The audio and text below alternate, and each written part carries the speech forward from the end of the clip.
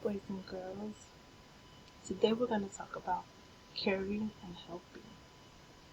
Yesterday, the girl hurt her hand, and the boy showed that he cared about her feelings by helping her find the teacher.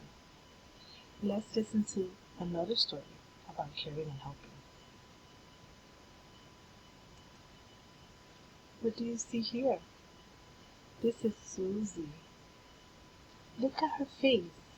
Focus on the details, the features of her face. How do you think Susie feels? Sad? If you had the same idea, raise your hand. What are the clues that let you know that she's sad? Like she is frowning. Her eyes are looking down. She's clutching a pillow for comfort. Now look at Jaden. This is Jaden. Jaden says, "You look sad." He says this to Susie. "Why are you feeling sad?" Susie says, "I want to build a tent with a blanket. I want to play camping. I asked Nadia to play with me, but she said no." Jaden listens to Susie. Listening is a way to show you care about others and their feelings. What could Jaden do to help Susie? Maybe play together, play with her, help her build the tent. If you had the same idea, pat your leg. I have something to show you now. Look.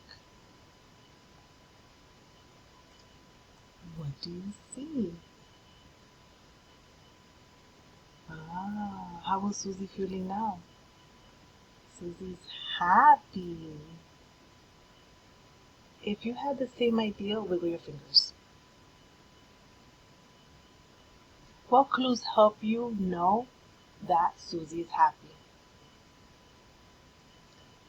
You see her cheeks? They're up, right? Lifted. You can see her teeth. You can see her smile. Her eyes are not looking down anymore. She's not frowning. She's looking straight at Jaden. She's happy. How was Jaden kind to Susie? He listened. He suggested they play together. He helped build the tent. That's right. You can be kind to others by listening to them and helping them. These are ways to show you care about how others are feeling. This is the end of today's lesson. Thank you. Good job, boys and girls. Bye.